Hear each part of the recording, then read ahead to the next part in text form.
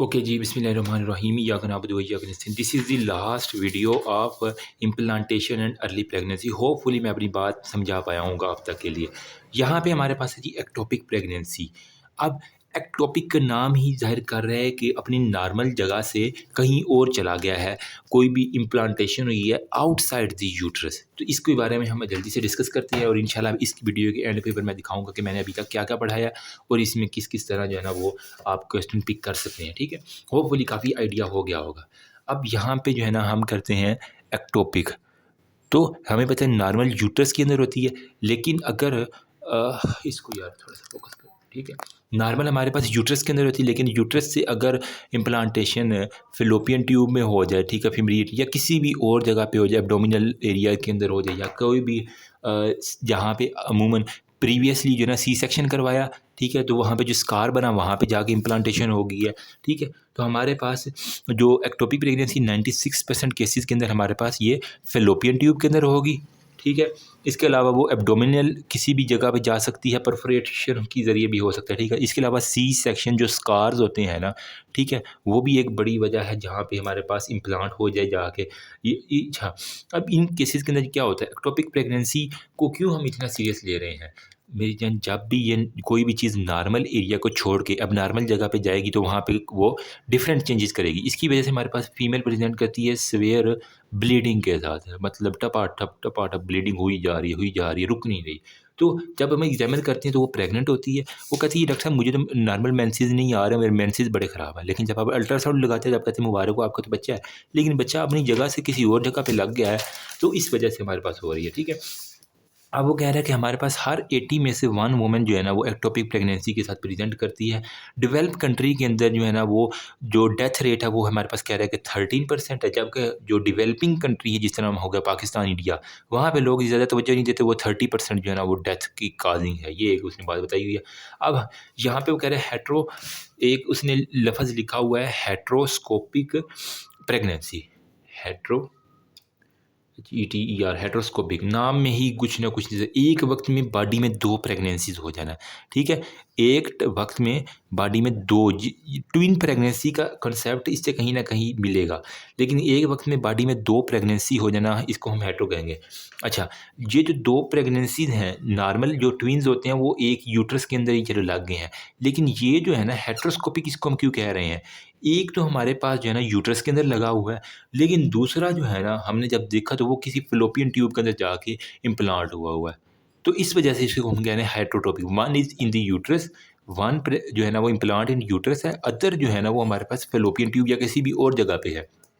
इसको हम कहते हैं, ठीक है? और ये बहुत ज़्यादा डेंजरस कंडीशन है, क्योंकि ये इसको भी डिस्टर्ब कर लेगा, इसकी वजह से ये भी दोनों हामिल गिर सकते हैं। तो ये दोनों ही जो है एक-दूसरे के लिए बहुत ज़्यादा नुकसानदेह है। अब हमारे पास जो है ना ये एक्टोपिक प्रेगनेंसी को हम कंटिन्यू कर रहे हैं। काज़िज़ क्या-क्या हैं, हमारे पास कौन-कौन सी ऐसी वजूहात हैं जिसकी बिना पे जो है ना एक्टोपिक प्रेगनेंसी हो जाती है। एवें खामखा बैठे-बिठाए तो नहीं ना एक्टोपिक हो जाती। तो यहाँ पे मैं आपको समझाता हूँ कि काज़िज़ क्या हैं। काज़िज़ ऑफ एक्टोपिक प्रेगनेंसी।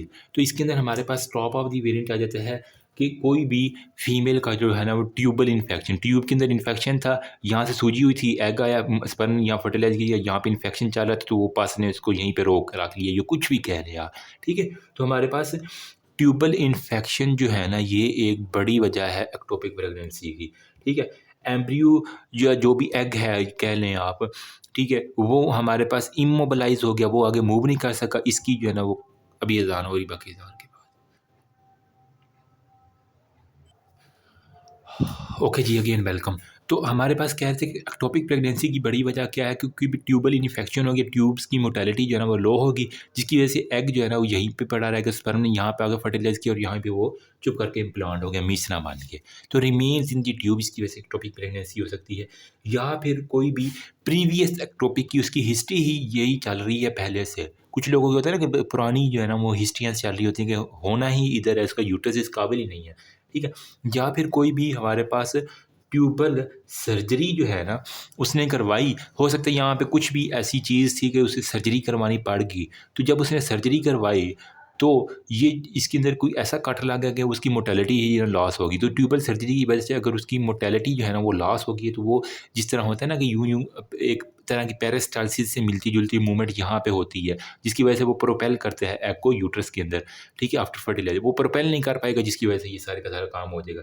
या फिर कोई भी फंक्शनल अल्टरेशन हो गई है in the tube, functional alteration in the tubes हो गई, या फिर हमारे पास मैटरनल एज ज़्यादा है, ठीक है, अब वो बूढ़ी हो गई है, उसके अंदर इतनी ताकत ही नहीं है कि वो अपने एग को प्रोपेल करवा पाए। तो इसी वजह से कहता हूँ नौजवानों लड़कियों को कि जल्दी से शादियाँ करवा लो और अपने बेबीज़ जो भी फैमिली कंप्लीट करनी है टाइम पे कर लेना, वेट ना करती रहना, ठीक है, वरना बाद में मिसाइल बहुत ज़्यादा हो जाती है, फिर बंदे को हैंडल नहीं होते। फिर और प्लीज़ फैमिली प्लानिंग करके करना, ये ना हो कि टपाटप बस। और साथ में जो गर्ल्स स्मोकर्स होती हैं ना, यस, स्मोकिंग जो है ना वो जहाँ मर्ज़ी आप फ़िट कर दो, ये फ़िट हो जाती है, बड़ी इसकी ये यूनिक कंडीशन है। सिगरेट पीने से भी बड़ी इस तरह की जो है ना वो आ जाती है, नशे ही गर्ल कह सकते हैं। या फिर कोई भी उसने एब्डोमिनल सर्जरी, कोई पुरानी एब्डोमेन की सर्जरी करवाई है, ठीक है, या फिर उसने कोई भी अपेंडेक्टमी करवाई है, इस दौरान हो सकता है कुछ भी ऐसा मसला हुआ हो, या फिर हमारे पास वो कह रहा है कोई भी सी सेक्शन जो है ना वो उसने लोकल दाई से करवाया हुआ, अनट्रेन्ड दाई से करवा लिया हो, ठीक है, या फिर हमारे पास using intra uterine devices IUD, ठीक है, इंट्रा यूट्राइन डिवाइसेस उसने यूज़ की, जिस तरह होता है ना कॉपर वो इन्फ्लामेशन करवा देता है ट्यूब्स की जहाँ पे जो है ना वो, फिर इसको ब्लॉकेज करवा देता है, तो या नैरोइंग हो बहुत ज़्यादा होगी जिसकी वजह से हमारे पास ये हो गया। या फिर IVF, in in intra in vitro fertilization उसने अडॉप्ट की है, इन विट्रो फर्टिलाइजेशन वाला जो मेथड है ना वो उसने अडॉप्ट की है, उसकी वजह से भी हो सकती है। या फिर वो कंबाइंड कॉन्ट्रासेप्टिव पिल्स जो है ना वो यूज़ कर रही थी। यार ये कौन कॉल कर रहा है, सॉरी यार दरमियान में कॉल आ गई। अच्छा, कंबाइंड कॉन्ट्रासेप्टिव पिल्स वो यूज़ कर रही है, ठीक है, या फिर वो किसी भी सफरिंग कर रही है फ्राम एंडोमेट्राइटिस, ठीक है। एंडोमेट्राइटिस क्या होता है, कोई भी एंडोमेट्रियम की लेयर किसी और जगह जो है ना वो हमारे पास चली जाएगी, ठीक है, इसे हम एंडोमेट्राइटिस कहते हैं। ये सारी की सारी होती है। अब फीमेल किस तरह प्रेजेंट करेगी, मतलब वो कहते हैं ना डॉक्टर की आँख के अंदर जो है ना वो स्कैनर लगे होने चाहिए। फीमेल आपके पास आएगी तो आप किस तरह इसको डायग्नोज करेंगे, मतलब देखते ही आप पिक करेंगे ये एक्टोपिक प्रेगनेंसी की है। तो मेरी जान वो सबसे पहले उसकी हिस्ट्री तो आप लेंगे ना, तो उसके अंदर वो कहेगी डॉक्टर साहब मैंने टेढ़े बड़ी दर्द होती है, abdominal pain plus heavy bleeding जो है ना वो इसकी एक बड़ी जो है ना वजह है, ठीक है।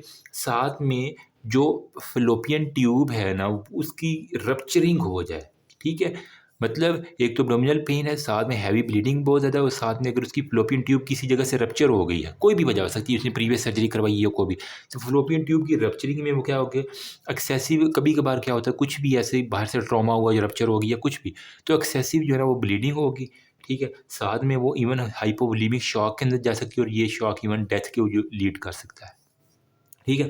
हो सकता है कि जो एक्टोपिक प्रेगनेंसी है वो हुई है वो इतनी बड़ी होगी तो उसने ट्यूब भी पकड़ के फाड़ दी है। तो ये भी तो हो सकता है बेबी की शुरू में इतना था तो फिर इतना बड़ा 9 माह के अंदर इतना बड़ा कैसे हो गया? तो वो अगर 9 माह तक यहाँ पे पलता रहेगा छोटी सी फ़िलिपिन ट्यूब में, एक वक़्त आएगा वो फाड़ देगा और वहाँ से फीमेल इमरजेंसी के अंदर आपके साथ एक्सेसिव ब्लीडिंग के साथ प्रेज़ेंट करेगी, आपने नाम पिक किया, तो हाइपोवोलेमिक शॉक और डेथ के अंदर चली जाएगी। साथ में आपने ब्लड जो है ना वो देखेंगे तो वो इवन ट्यूब जब रप्चर होती है तो ब्लड आपको पेरिटोनियम के अंदर जो है ना वो कलेक्टेड मिलेगा, ठीक है, जिसकी वजह से उसका जो है ना वो डायाफ्राम वो बहुत ज़्यादा इरिटेट होगा, क्योंकि डायाफ्राम है ना, तो ये अगर पेरिटोनियम में सारा ब्लड कलेक्शन होगा ट्यूबल रप्चर की वजह से, तो ये सारे इसकी जो है नर्व बहुत ज़्यादा होगी।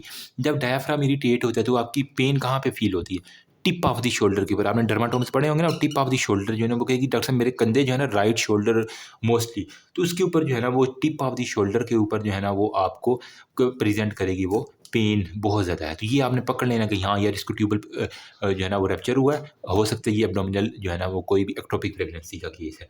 तो अब आपने पिक कर लिया जी, आप बहुत अच्छे डॉक्टर हैं, तो मेरी जान अब मैनेजमेंट किस तरह करनी है। आज मैं सुन रहा था कि वो चिल्ड्रन अस्पताल के अंदर वो ना प्री मैच्योर बच्चे को लेके आए हैं, ठीक है, तो वो उसको 7 माह का था लेकिन वो नाम बच सका तो उन्होंने डॉक्टर की पिटाई कर दी है, तो अभी वो केस खुला हुआ है, पता नहीं क्या चिल्ड्रन अस्पताल में, आई थिंक लाहौर के अंदर।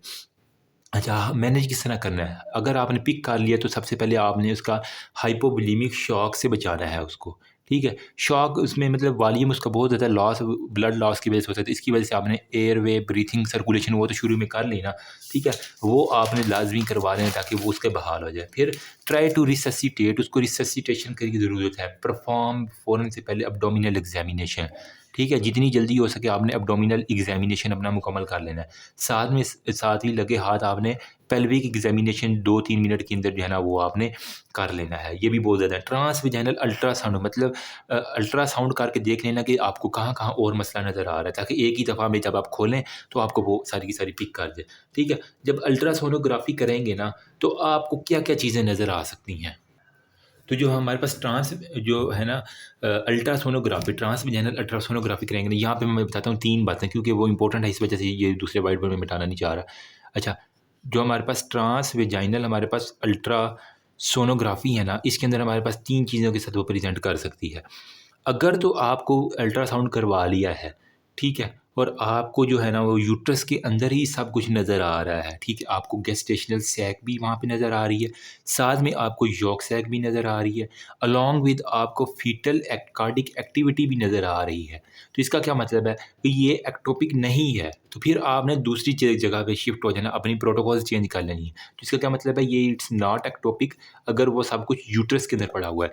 लेकिन अगर आपका यूट्रस इम्पटी है, ट्रांसवेजाइनल अल्ट्रासोनोग्राफी और यूट्रस वो कह रहा है बुक के मुताबिक वो इम्पटी है, तो इसका मतलब है, और साथ में वो प्रेजेंट कर रही है मास के साथ, प्लस उसको बहुत ज़्यादा टेंडरनेस है, ठीक है, तो फिर आपने जाना है सारी एक्टोपिक की तरफ कि हाँ एक्टोपिक का कोई ना कोई ये केस हो सकता है, ठीक है। या फिर आपने फ्री फ्लूइड अगर आपको नज़र आ रहा है ना, मतलब पेरिटोनियम के अंदर कोई भी किसी किस्म का फ्री फ्लूइड एवं खाम खा में जो है ना फ्लूइड पड़ा, उसकी इरिटेशन बहुत ज़्यादा, शोल्डर टिप पेन है, तो फिर आपने कहना हाँ जो एक्टोपिक प्रेगनेंसी थी अब वो रैप्चर हो चुकी है, इसने जल्दी पिक नहीं करवाया हमसे, ठीक है। तो एक्टोपिक प्रेगनेंसी की जो है ना वो हमारे पास वो रैप्चर हो चुकी है, रैप्चर एक्टोपिक हो गई है। अब साथ में आपने ना लगे हाथ HCG लेवल चेक करने हैं, ठीक है। ये जो एक्टोपिक प्रेगनेंसी होगी ना, जब वो रैप्चर हो जाती है तो उसके बाद क्या होता है, HCG level time to time जो है ना वो डिक्रीज़ होता जाता है, ठीक है। इन एक्टोपिक प्रेगनेंसी वो टाइम विद टाइम जो है ना वो हमारे पास इसका लेवल डिक्रीज़ होने का। फिर आपने लेबल कर देना प्रेगनेंसी ऑफ अननोन लोकेशन के, मतलब हमें जो है ना वो अननोन लोकेशन के ऊपर हो रही है। अब हाउ टू ट्रीट किस तरह करना है, आपने अल्ट्रासाउंड तो करवा लिया, आपने वही है एक्सपेक्टेंट के ज़रिए करना है। अगर तो फीमेल को कोई मसला नहीं है तो कुदरती तौर पे जो है ना वो हो सकता है कि वो गिर जाए, तो वो हमारे पास कुदरत पे छोड़ दो, ठीक है। अगर पेशेंट हीमोडायनामिकली स्टेबल है, रिमेंबर कब कुदरत पे छोड़ना है, अगर वो हीमोडायनामिकली स्टेबल है, वो सर्जरी नहीं करवाना चाह रही, वो किसी किस्म की दवाई नहीं खाना चाह रही, तो फिर आप उसको देखना। साथ में आपने उसका HCG लेवल चेक करें ना, अगर तो वो ठीक है तो 3 हफ्ते के अंदर जो है ना वो उसे कहना है कि ये नील हो जाना चाहिए, वरना फिर आप दोबारा करें। फिर हमारे पास जो है मेडिकल सर्जरी, मेडिकल है या फिर आपने सर्जिकल ट्रीटमेंट करनी। मेडिकल के अंदर आपने क्या करना है, इंट्रामस्कुलर मेथोट्रेक्सेट लगा देना है, ठीक है। इंट्रामस्कुलर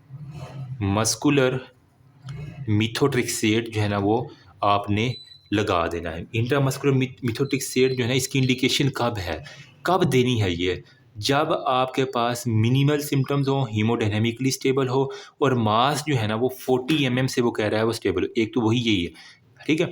इंट्रामस्कुलर मेथोट्रेक्सेट देने के भी हर फीमेल को आप नहीं दे सकते, इसके लिए भी कुछ प्रोटोकॉल्स है। जब वो हीमोडायनामिकली स्टेबल है, ठीक है, या फिर उसकी सिम्पटम मिनिमम है लेकिन उसको शो हो रहे हैं ऐसा, और साथ में आप कह रहे हैं कि उसका मास साइज़ 40 mm से जो है ना वो हमारे पास कम है, तो इसके अंदर आप कर सकते हैं। साथ में जो है ना बीटा HCG लेवल जो है ना वो आपका लेस देन 300 इंटरनेशनल यूनिट होगा, ठीक है। तो 3000 IU से बीटा HCG लेवल जो है ना उसका लेवल कम आ रहा है। मैंने कहा ना कि with time HCG level decrease होता जाएगा, तो जब ये आपके पास बीटा HCG लेवल 3000 से कम, 40 mm से साइज़ कम, हीमोडायनामिकली स्टेबल है, मिनिमल सिम्पटम्स है, तो फिर आप उसको इंट्रामस्कुलर मसल के अंदर उसके जो है ना मेथोट्रेक्सेट लगा देंगे तो काफ़ी फ़र्क पड़ जाएगा। और इसकी डोज़ कितनी है मेथोट्रेक्सेट की, हमने डोज़ लगानी है मेरी जान 50 मिलीग्राम पर KG of the body weight, ठीक है। अगर उसका बॉडी वेट 50 किलो है तो फिर आपने 50 के लिए ना 1 किलोग्राम का 50 मिलीग्राम है, 2 किलो के लिए आपने 100 मिलीग्राम, 3 किलो के लिए 150 मिलीग्राम, 4 किलो के लिए 200 मिलीग्राम मेथोट्रेक्सेट का इंजेक्शन लगा देना। तो इस वजह फीमेल तो बड़ी होती है, उसको आपने मल्टीप्लाई करके उस हिसाब से अपने डोज एडजस्ट करनी होती है। मीथोटिक स्टेट का काम क्या, क्यों मैं इतना इसके ऊपर जोर दे रहा हूँ? तो ये मेरी जान इसको ज़रा स्क्रीनशॉट ले लेना, अब मैं बताता हूँ बुक से, फिर आप इंशाल्लाह इसको डिस्कस कर लेते हैं, ठीक है? तो मीथोटिक सेट हमने लगाई हुई है। इसका काम क्या है? ये बेसिकली क्या करता है, फोलिक एसिड एंटागोनिस्ट है। यार डस्टर किधर गया मेरा? ठीक है, तो मैं बताता हूँ यहाँ पे मीथोटिक सेट हमने क्यों देना है। मीथोटिक सेट भी जो है ना वो हमारे पास बेसिकली फोलिक एसिड एंटागोनिस्ट है। फोलिक एसिड एंटागोनिस्ट है, ठीक है? ये अफेक्ट किसको करता है? ये जो ट्रोफोब्लास्ट होता है ना, ट्रोफोब्लास्ट, सेंसिशियो ट्रोफोब्लास्ट आपने पढ़ा होगा। तो जो ट्रोफोब्लास्ट है ना, उसको जो है ना वो अफेक्ट करता है। उसकी जो है ना वो प्रोलिफ्रेशन नहीं होने देगा, ठीक है? उसको मज़ीद बढ़ने नहीं देगा, ठीक है? जब ना कोई फोलिक एसिड आएगा, ठीक है, क्योंकि ये हमने एंटागोनाइज कर दिया, ना फोलिक एसिड आया, जो फोलिक एसिड नहीं होगा तो उसका डीएनए आपके पास नहीं बनेगा। डीएनए नहीं बनेगा तो वो उसकी फर्दर प्रोलिफरेशन स्टॉप हो जाएगी। जब ये स्टॉप होगी तो कुदरत कहेगी ये तो नकारा सी चीज़ है, तो वो इसको हमल को गिरा देगी, हमारे पास प्रेगनेंसी ख़त्म, ठीक है? तो हमारे पास वो उसकी प्रेगनेंसी ख़त्म होने के चांसेस बढ़ जाते हैं। तो मीथोटिक सेट दे देंगे, जो उसकी एक्टोपिक प्रेगनेंसी है ना वो आपके पास ख़त्म हो सकती है, ठीक है? अब मीथोटिक सेट देने के बाद आपने क्या क्या मरीज़ को स्पेशल प्रोटोकॉल फॉलो करने के लिए कहना है। तो उसके लिए मेरी जान आपने कहना है कि एचसीजी लेवल जो है ना अपना लाज़मी मेजर करते रहना है, ठीक है? एचसीजी लेवल है उसने एक तो मेजरमेंट लाज़मी उसने चेक करनी है, वो क्यों? वो टाइम के साथ डिक्रीज़ होनी चाहिए। जब और हर डे, ठीक है?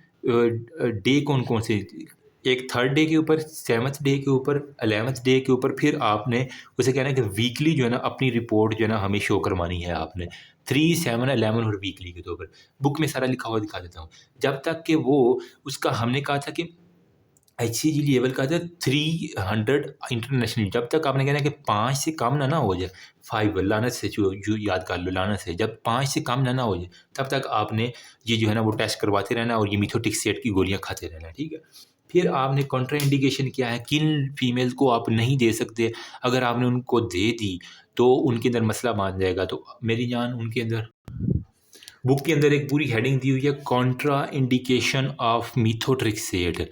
तो वाइट बोर्ड की यही जगह मेरे पास बची है, यहाँ पे मैं लिखता हूँ जी, कॉन्ट्रा इंडिकेशन है किसकी? मीथोट्रेक्सेट की। तो कॉन्ट्रा इंडिकेशन में हमने किन किन फीमेल्स को नहीं देनी? एक वो जिनको जिगर की कोई बीमारी है, ठीक है? हेपेटिक कोई इशू चल रहा है, या फिर उसको लीवर के अंदर कोई मसला है, रीनल कोई इशू चल रहा है, या फिर उसको कोई भी हेमेटोपोइटिक मतलब ब्लड का कोई भी हमारे पास डिसऑर्डर उसको चल रहा है, ठीक है? या फिर अगर वो इम्यूनो कम्प्रोमाइज़्ड हो, ठीक है? उसकी इम्यूनिटी बहुत ज़्यादा लो है, तो इसके अंदर भी आप नहीं दे सकते। या फिर वो फीमेल जो ब्रेस्ट फीड करवा रही है, ठीक है? ब्रेस्ट फीडिंग पे था लेकिन दोबारा उसको प्रेगनेंसी होगी, लेकिन ऐसी फीमेल को आप नहीं, क्योंकि उसका बच्चा छोटा है, तो वो मेडिसिन इवन मिल्क के अंदर भी जाना शुरू कर देगी। फिर जिनको एक्टिव इन्फेक्शन चल रहा है, कोई भी सीवियर एक्टिव इन्फेक्शन चल रहा है, तो उसके अंदर आपने नहीं देना।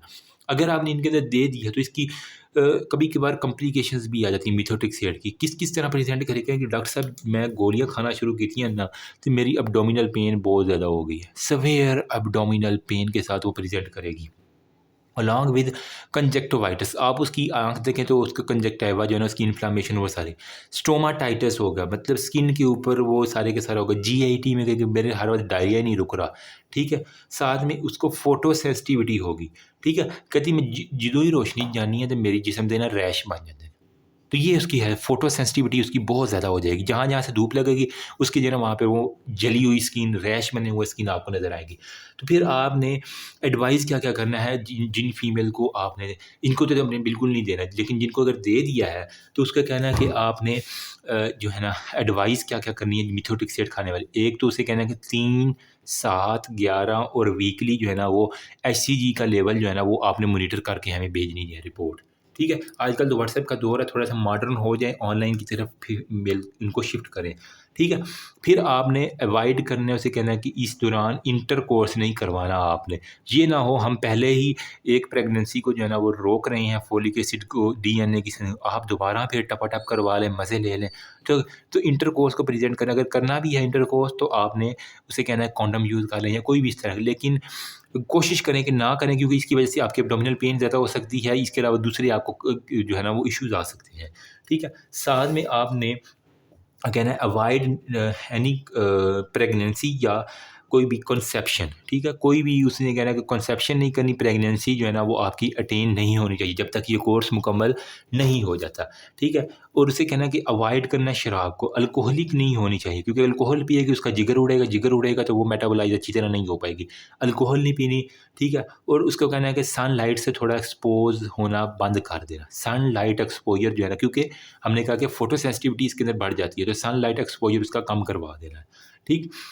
ये था मेडिकल ट्रीट। सर्जिकली क्या कर सकते हैं आप इस ऐसी फीमेल्स के अंदर, तो मेरी जान सर्जिकली जो है ना वो आपने 2 प्रोसेस आपके पास आ सकती है सर्जिकली। एक तो हमारे पास हो सकता है लेप्रोस्कोपी, एक हमारे पास होता है लेप्रोटमी, ठीक।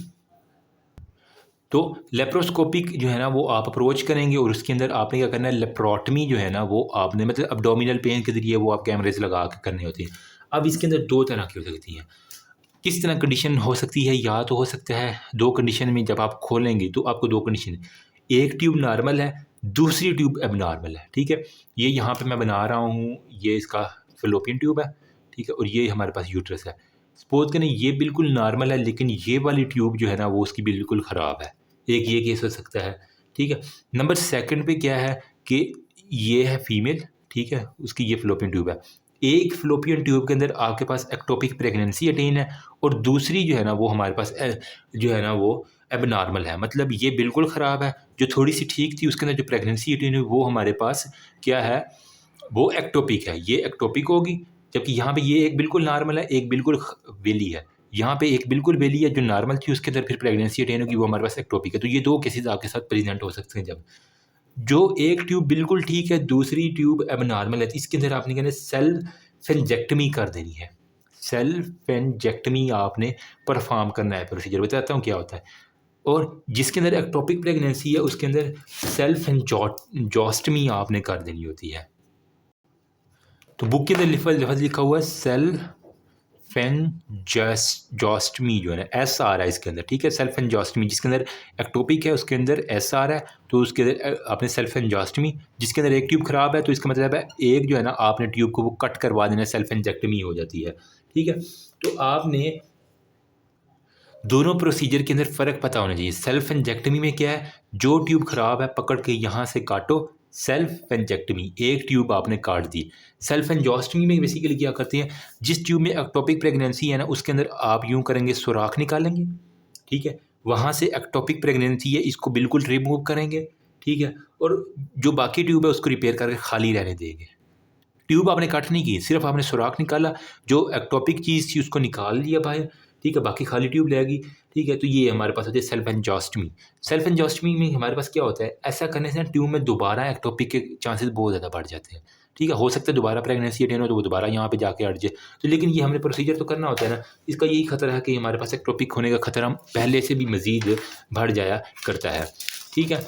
फिर आपने देखना है कि अगर वो फीमेल कहीं RH इनकम्पैटिबल तो नहीं है, तो वहाँ पे अगर फीमेल RH इनकम्पैटिबल है तो उसके मुताबिक आपने ट्रीटमेंट करवा देनी होती है, ठीक है। बुक के अंदर एक टेबल है 5.2 का, वो मैं आपको दिखाता हूँ अभी।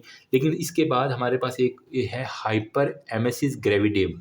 ये क्या चीज़ है, ये इस टेबल के अंदर जो है ना मैं आपको दिखाना चाह रहा हूँ, यहाँ पे उसने लिखा हाइपर एमेसिस ग्रेविडम। तो ये बेसिकली होता क्या है कि नोज़िया वोमिटिंग प्रेगनेंसी में इतना शदीद हो जाए कि बॉडी डिहाइड्रेट हो जाए। तो यहाँ पे मैं इसको जगह बनाने की कोशिश कर रहा हूँ कि ताकि एंड पे हमारा एक स्क्रीनशॉट अच्छा सा बन जाए।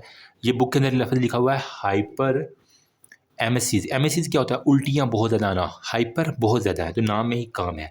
अगर नोज़िया प्लस वोमिटिंग हद से ज़्यादा हो जाए और वो इतनी उल्टियाँ की जा रही है, देखो ना जो खाती है वो निकाल देती है, तो वो सवेयर डिहाइड्रेशन के अंदर चली जाएगी, ठीक है। और वो एसोसिएट किस तरह है, मल्टीपल प्रेगनेंसी उसके साथ अटेंड है, ठीक है। एसोसिएटेड विद मल्टीपल प्रेगनेंसी है, उसको एक से ज़्यादा प्रेगनेंसी है और साथ में उसको सवेयर वोमिटिंग है, नोज़िया है, तो वो चली जाएगी डिहाइड्रेशन के अंदर। तो ऐसी खतून को हम क्या लेवल करेंगे, सर ये हमारे पास हाइपर एमेसिस ग्रेविडम है, ठीक है। प्रेमिडा और ग्रेविडा आपको पता है ना, ग्रेविडम में क्या होता है, एक से ज़्यादा प्रेगनेंसीज को हम ग्रेविडम कहते हैं। तो हम multi pregnancy associated with hyper vomiting और नोज़िया, ये हाइपर एमेसिस के साथ हमने पढ़ा। फिर हमारे पास होता है GTD, एक डिजीज़ है, गेस्टेशनल ट्रोफोब्लास्टिक डिजीज़। कहाँ पे लिखूँ, कहाँ पे? इधर थोड़ी सी हम जगह बना लेते हैं यहाँ पे, ठीक है, ताकि हमारा जो है ना ये, ठीक है, ये हमारे पास होता है गेस्टेशनल ट्रोफोब्लास्टिक डिजीज़। ये भी एक टेबल के अंदर ही लिखी हुई है। गेस्टेशनल ट्रोफोब्लास्टिक, इसको GTD भी अमूमन लिखा जाता है। ये होता है अल्ट्रासाउंड के अंदर अगर आपको अंगूर के गुच्छे की तरफ, मतलब ग्रेप लाइक आपको स्ट्रक्चर्स नज़र आए, साथ में उसका HCG लेवल जो है प्रेसिस्टेंसली बहुत ज़्यादा हाई हो रहा हो, ठीक है, तो इसको हम कहते हैं कि ये हमारे पास है गेस्टेशनल ट्रोफोब्लास्टिक डिजीज़। आपने एमरी के अंदर पढ़ा है, बस ग्रेप लाइक स्ट्रक्चर यहाँ पे नज़र आ गया है, गेस्टेशनल ट्रोफोब्लास्टिक है, GTD। अब यहाँ पे रिस्क फैक्टर क्या है? अगर हो सकता है वो कोई मोलर प्रेगनेंसी की हो, ठीक है, या फिर उसकी एज जो है ना मदर की बहुत ज़्यादा उनके अंदर देखा गया है, ठीक है, तो इसके अंदर हम पार्शियल या कंप्लीट, अब मोलर प्रेगनेंसी भी दो तरह की होती है, पार्शियल प्रेगनेंसी हो सकती है, कंप्लीट मोलर प्रेगनेंसीज हो सकती हैं, तो उसके मुताबिक हमने इसको डिसाइड करना होता है। तो अभी हम आ जाते हैं जी बुक के ऊपर, जो जो पढ़ाया है उसको मैं थोड़ा सा प्रूव कर दूँ, होपफुली कुछ ना कुछ आपको जो है ना इससे आइडिया हो ही गया होगा, ठीक है। तो अभी तक हमने जो है ना वो पहली वीडियो से शुरू किया, ठीक है, और वहाँ पे हमने बायोकेमिकल और हमारे पास ट्रांसवेजनल अल्ट्रासाउंड स्कैन के बारे में सारी बातें डिस्कशन की, ठीक है। फिर हमने कहा कि किस किस डेज के अंदर जाती हैं, फिर हमने मिस कैरेज में स्पॉन्टेनियस अगर 24 हफ्ते से पहले होती तो मिस कैरेज है, ठीक है। फिर हमने कहा कि हमने क्या क्या करना है, क्रोमोसोमल एब्नॉर्मलिटीज़ हो सकती है, एंडोक्राइन यूट्राइन इन्फेक्शन या कोई भी केमिकल, ठीक है। फिर हमने जो है ना वो मिस कैरेजेस की टाइप देखी, थ्रेटन था, इनएविटेबल था, इनकम्प्लीट था, कंप्लीट था और मिस कैरेज था, ठीक है। और फिर मैंने बताया जिनके अंदर फीटल हार्ट एक्टिविटीज़ आपको नज़र आ रही हैं और जिनके अंदर नहीं नज़र आ रही, वो सारी की सारी हमने देखी थी, with foetal heart activities, no foetal heart activities, ठीक है। और एक और था जिसके अंदर हमारे पास नो, ये वाले और ये वाले में नो फीटल, लेकिन यहाँ पे फीमेल जो है ना वो आपके पास आएगी वेजाइनल ब्लीडिंग के साथ, लेकिन जो कंप्लीट है इसके अंदर आपके पास पेन और वेजाइनल ब्लीडिंग बिल्कुल भी नहीं होगी, तो ये हमने फ़र्क देखना होता है। फिर आपने सर्जरी एक्सपेक्टेड है, मेडिकल है, सर्जिकल है, वो मैंने आपको बता दिया, ठीक है। देन हमने डिस्कस किया सर्जिकल, मैंने recurrent miss carriage, ectopic pregnancy मैंने सारा बता दिया, ठीक है। इंसिडेंस क्या है, 1 in 80 प्रेगनेंसी में एक में से 80 फीमेल जो है ना वो हमारे पास इन विट्रो फर्टिलाइजेशन की जो फीमेल होती हैं। फिर हमने किया कि फ्री ब्लड पेरिटोनियल कैविटी में इसके साथ डायफ्राम की इरिटेशन बहुत ज़्यादा हो जाती है, ठीक है। ट्रांसवेजाइनल अल्ट्रासाउंड जो है वो हो सकता है, एम्प्टी यूट्रस हो सकता है, या फिर जो भी 3 कंडीशन है आपने देखना है 48 घंटे के अंदर हमारे पास डबल हो जाता है बीटा ICG, वो मैंने आपको कंडीशन बता दी है, ठीक है। फिर मैनेजमेंट में एक्सपेक्टेंट मैनेजमेंट है हमारे पास, फिर हमारे पास वो दूसरी सारी की सारी मैनेजमेंट है। यहाँ पे हमने कहा कि GTD की डिजीज़ है, ठीक है, पार्शियल हेरिडिटी फार्म मोल या कंप्लीट हेरिडिटी फार्म मोल में प्रीवियस कोई भी मोलर प्रेगनेंसी है, इसके अंदर क्लस्टर ऑफ ग्रेप, ये आपको MCQs आएगा आएगा आएगा, ठीक है, क्लस्टर ऑफ ग्रेप का। फिर हमारे पास विदाउट माइसोप्रोस्टर, वो बाकी अवॉइड करना, जो भी मैनेजमेंट है ना, आपने यूट्राइन इवैक्यूएशन कर देनी है, विसेक्शन कॉटरेज होगा, ये आप तो खुद भी लिख सकते हैं ना। हाइपर एमएसएस में क्या होता है, मल्टीपल प्रेगनेंसीज हैं और साथ में उसको GTD है और साथ में वगैरह है एक्सेसिव नोजिया वोमिटिंग है, तो आपने इसी फीमेल को क्या देना है, एक क्योंकि उसका इलेक्ट्रोलाइट डिस्टर्बेंस है, इलेक्ट्रोलाइट दे देनी है, थेरापी IV फ्लूइड पूरे दे देनी है, एंटीमेटिक्स दे देनी है और हमारे पास थ्रोम्बोफ्लेक्सिस दे देनी है, तो वो सारी की सारी हमारे पास। इसके अलावा वो कह रहा है कि अदर कौन कौन सी हो सकती है, यूरिनरी ट्रैक इन्फेक्शन हो सकता है मेडिकल, और वो सारी की सारी आपकी हो सकती है। होपफुली मैं अपनी इस मकसद में कामयाब, अब इस चैप्टर से कोई क्वेश्चन आ जाए तो आप हल कर लोगे ना इंशाल्लाह, ठीक है। बाकी कोई अगर कोई रह गया तो कमेंट सेक्शन नीचे ओपन है, मुझसे कोई गलती हुई है तो आप मुझे वहाँ बता दें। देखें मैं कोई इतना लाइक फाइक नहीं हूँ, लेकिन फिर भी जितना मुझे आता है मैंने आपके साथ शेयर कर दिया। दुआ में याद रखना इंसान खता का पुतला है, कोई भी गलती हो जाए तो आप मुझे बता सकते हैं। नेक्स्ट जो है ना मैं कोशिश करता हूँ, आई नो कि थोड़ा सा वो पिछले वाले चैप्टर थोड़े से रह गए हैं, लेकिन वो भी मैं इंशाल्लाह कंप्लीट, कंट्रासेप्शन और अबॉर्शन को हम कंप्लीट कर लेंगे। ये छोटू सा चैप्टर है, ज़्यादा बड़ा नहीं, लेकिन इंटरेस्टिंग बहुत ज़्यादा है, ठीक है। यूँ कह लें कि मेरा फेवरेट चैप्टर है। मैंने इसके ऊपर जो है ना वो कम्युनिटी मेडिसिन के अंदर वीडियो बनाई थी और लोगों ने बहुत पसंद की थी, वो कॉन्डम वाली, शायद किसी को याद हो। तो अभी इंशाल्लाह प्लान कर रहा हूँ, तो नेक्स्ट वीडियो में आ जाना। अभी किसी ने अगर स्क्रीनशॉट लेना है ना, लोग कहते हैं फिर स्क्रीनशॉट दे दिया करें, तो ज़्यादा अच्छा तो नहीं होगा क्योंकि वो बुक रखी रही है तो वो मिट गया है, लेकिन something is always better than nothing. कुछ ना कुछ यहाँ से ना आपका हो ही जाएगा, ठीक है। बाकी ये वाली इसका जो है ना वो कर लेना। Thank you so much. और यस, जो रह गई है सर्जरी की वीडियो वो भी इंशाल्लाह शुरू कर रहे हैं, सिलेबस ज़्यादा टाइम कम है हमारे पास, और मेडिसिन की भी इंशाल्लाह शुरू करनी है, फिर पीड्स की भी है, और गायनी भी है। ज़्यादा टाइम नहीं लूँगा, लेकिन इंशाल्लाह आई विल ट्राई के एज़ सून एज़ पॉसिबल आपके साथ शेयर करता रहूँ। और बाकी थोड़ा सा बिज़ी शेड्यूल है, कोशिश कर रहा हूँ कि जल्द से जल्द जो है वीडियो अपलोड करें। ओब्स को भी हमने शुरू करना है। नेफ्रोलॉजी के ऊपर मेरा पूरा फोकस होगा, यूरोलॉजी के ऊपर होगा, और जो इम्पोर्टेंट चैप्टर हैं। एस्क्रोटमी मैंने कर दी, बर्न इंजरी वाला, और वो बाकी जो हैं चीज़ें वो मैंने ऑलरेडी शेयर कर दी। ठीक है, तो जाके देख लेना। Thank you so much. अल्लाह हाफ़िज़।